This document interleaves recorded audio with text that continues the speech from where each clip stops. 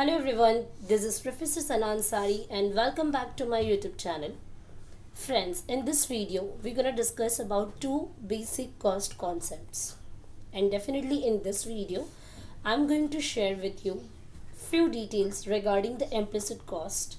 And definitely in my upcoming next video, I'm going to share with you a very important topic after the implicit cost, which is explicit cost. Now let's start with our today's topic, that is implicit cost, friends. Now as you can see on my screen, the implicit cost is also called as indirect cost. implicit cost को हम और क्या कहते हैं, इसे हम कहते हैं indirect cost.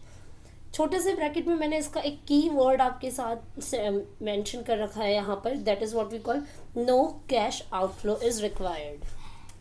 इट मीन्स कि इम्प्लिसिट कॉस्ट हमारे बिजनेस का वो कॉस्ट और खर्चा है जहाँ पर आपने कैश का आउटफ्लो करने की ज़रूरत नहीं पड़ती, बट वो खर्चा है आपके बिजनेस का. आगे चलकर हम इसे डीपली लर्न करेंगे with the help of few examples. So पहले हम यहाँ पर स्क्रीन पे देख लेते हैं. So as you can see, implicit costs are those costs which arises due to the firm using its own factors of production. Whenever we are doing production, definitely we need some factors of production, and we already aware about four basic factors of production which we call land, labor, capital, entrepreneur.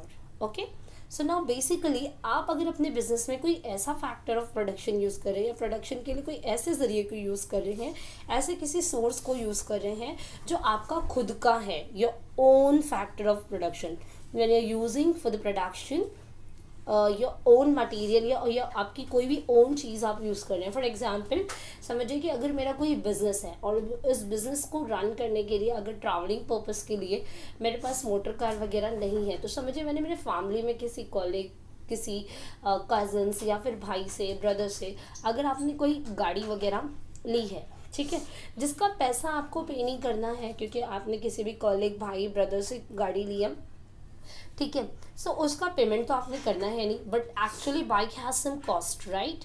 लेकिन वो cost आपने नहीं दिया, but definitely आप उस bike को आप use करते हैं आपके बिजनेस के पर्पज़ के लिए.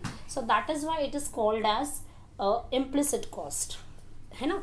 और इसी वजह से हम इसे कहते हैं इनडायरेक्ट कॉस्ट. ओके, आगे देखिए, the payment for these are not made to others, मतलब ये कुछ ऐसे फैक्टर्स होते हैं जिसका किसी और को पेमेंट करने की ज़रूरत नहीं पड़ती दोस्तों. फॉर एग्जांपल जैसे कि समझिए अगर मैंने बिजनेस के लिए कोई ज़मीन ली है, ठीक है, जहाँ पर मैं मेरा बिजनेस करती हूँ, तो डेफिनेटली उस लैंड के अगेंस्ट में I have to pay rent, right. So rent मैंने पे किया, that is what we mean कि हमें यहाँ पर कुछ तो भी पे करने का ज़रूरत है.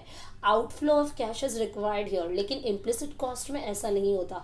यहाँ पर हम लैंड का ही एग्जाम्पल इस तरीके से, एक तो मोटर बाइक याद रखें आप, और दूसरा मैं आपको बता दूँ कि फॉर एग्जाम्पल समझिए कि आपने बिजनेस स्टार्ट करना है, ठीक है, लेकिन आपके पास खुद आपकी ज़मीन है और आप वहाँ पर अपना खुद का ओन बिजनेस स्टार्ट करें, तो you are not suppose to pay rent to someone, right. So यहाँ पर कोई भी फैक्टर के पेमेंट की, रेंट एक ऐसा फैक्टर हो गया जिसकी आपको, लैंड एक ऐसा फैक्टर हो गया जिसके अगेंस्ट में रेंट पे करने की ज़रूरत आपको नहीं है. सो ऐसे कॉस्ट को आप कहते हैं इम्प्लिसिट कॉस्ट, ठीक है. सो फॉर एग्जाम्पल यहाँ मैंने दिया है use of family labour etcetera, यानी कि अगर आप समझिए आपके ही बिजनेस में कोई एक वर्कर आपको चाहिए होगा, ठीक है, लेकिन अभी आप बाहर से किसी वर्कर को हायर करते हैं, so you have to pay for them, you have to give wages to them, you have to give salary to them, right. लेकिन अगर वहीं पर मैं मेरे फैमिली के किसी भी पर्सन को यूज़ कर ले रही हूँ, for example mister x has his own garage, ठीक है, अब गैराज में उसने अपने अगर बेटे को ही रख लिया है, सो बेटे को थोड़ी उसे पे करने की ज़रूरत है, लेकिन हाँ वो लेबर का तो कॉस्ट बनता है, बट आपको पे करने की ज़रूरत नहीं है. That is why it is called as implicit cost. Okay, चलिए आगे देखते हैं. अब यहाँ पर कुछ बेसिक तो मैंने यहीं पर कवर कर दिया है ना, थोड़ा और अगर आपने देखना चाहते हो तो यहाँ पर आप स्क्रीन पे देख सकते हैं. Implicit cost, implicit costs are due to the factors which the entrepreneur himself owns and employees in the firm.